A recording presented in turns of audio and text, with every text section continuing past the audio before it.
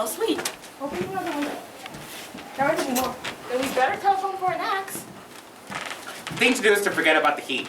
You make it 10 times worse by crabbing about it. Why not let her alone, old sport? You're the one that wanted to come to town. That's a great expression of yours, isn't it? What is? All this old sport business? Where'd you pick it up? Now see here, Tom, if you're going to make personal remarks, I won't stay here a minute. Call up and order some ice for the mint julep. Imagine marrying anybody in this weather. Still, I was married in June. Louisville in June. Somebody fainted. Who was it fainted, Tom? Biloxi. A man named Biloxi, Biloxi, and he made boxes. That's a fact. And he was from Biloxi, Tennessee. They carried him into my house because we lived 2 doors away from the church. And he stayed 3 weeks until Daddy told me he had to get out. The day after he left, Daddy died. There wasn't any connection. I used to know a Biloxi from Memphis. That was his cousin. I knew his whole family history before he left, and he gave me an aluminum putter that I still use today. We're getting old. If we were young, we'd rise and dance. Remember Biloxi? Where'd you know him, Tom? Biloxi? I didn't know him. He was a friend of Daisy's. He was not. I've never seen him before in my life. He came down in a private car. Well, he said he knew you. He said he was raised in Louisville. Asbert brought him around at the last minute and asked if we had room for him. He was probably bumming his way home. He said he was the president of your class at Yale. Biloxi? First place, we didn't have any president. By the way, Mr. Gatsby, I understand you're an Oxford man? Not exactly. Oh, yes. I understand you went to Oxford. Yes, I went there. You must have gone there around the time Biloxi went to New Haven. I told you I went there. I heard you, but I'd like to know when. It was 1919. I only stayed for 5 months. That's why I can hardly count myself an Oxford man. It was an opportunity they gave to some of the officers after the armistice. We could go to any university we wanted in England or France. Open the whiskey, Tom, and I'll make you a mint julep. Then you won't seem so stupid to yourself. Look at the mint. Wait a minute. I want to ask Mr. Gatsby one more question. Go on. What kind of a roar are you trying to cause in my house anyhow? He isn't causing a row. You're causing a row. Please have a little self-control. Self-control? I suppose the lady's thing is to sit back and let Miss Nobody from nowhere make love to your wife. Well, if that's the idea, you can count me out. Nowadays, people begin by sneering at family life and family institutions. And next thing, they'll throw everything overboard and have an intermarriage between black and white. We're all white here. I know I'm not very popular. I don't give big parties. I suppose you've got to make your house into a pigsty in order to have any friends in the modern world. I've got something to tell you, old sport. Please don't. Please, let's all go home. Let's all go home. That's a good idea. Come on, Tom. We don't no one wants a drink. You know what Mr. Gatsby has to tell me. Your wife doesn't love you. She's never loved you. She loves me. You must be crazy. She never loved you. Do you hear? She only married you because I was poor and she was tired of waiting. It was a mistake. It was a terrible mistake. But in her heart, she never loved anyone except me. Me. Sit down, Daisy.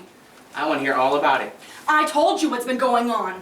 Going on for 5 years, and you didn't know. You've been seeing this fellow for 5 years? Not seeing. No, we couldn't meet. But both of us loved each other all the time, old sport. And you didn't know.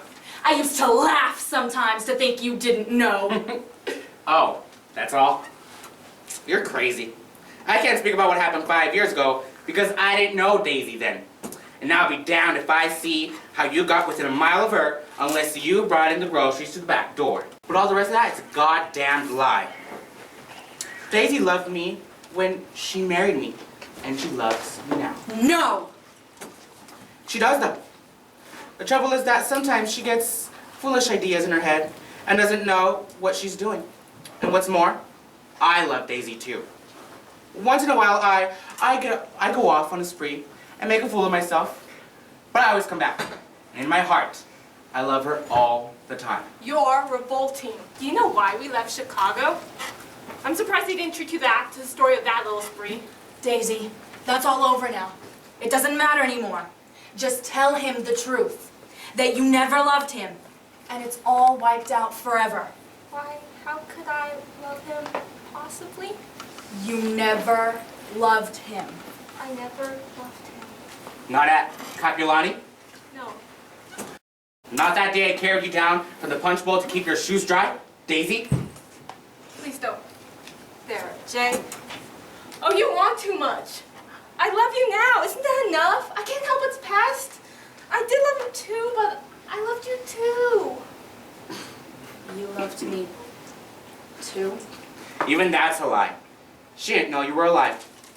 Why, there are things between Daisy and me that you'll never know. Things that neither of us can ever forget. I want to speak to Daisy alone now.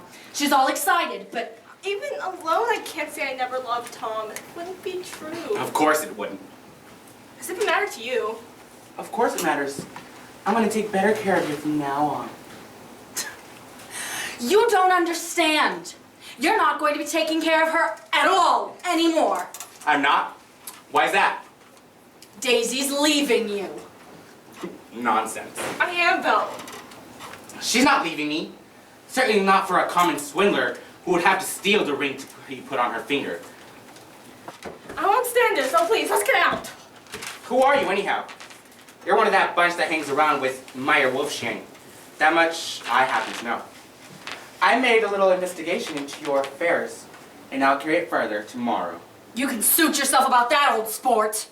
I found out what your drugstores were. He and this Wolfsheim bought up a lot of side street drugstores here and in Chicago and sold grain alcohol over the counter. That's one of his little stunts.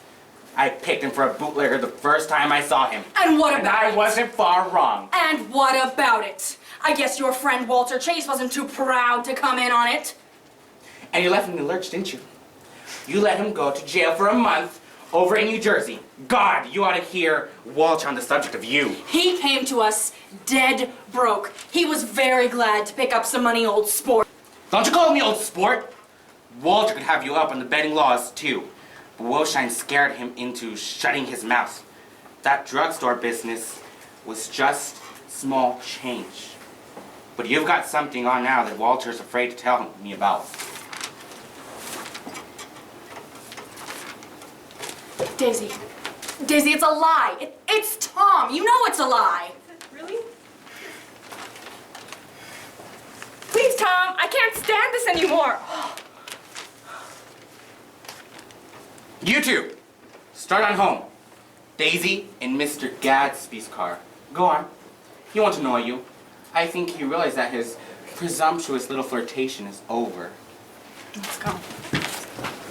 Want any of this stuff? Jordan? Nick? Nick? What? Want any? No, I just remembered today's my birthday. I can't stop.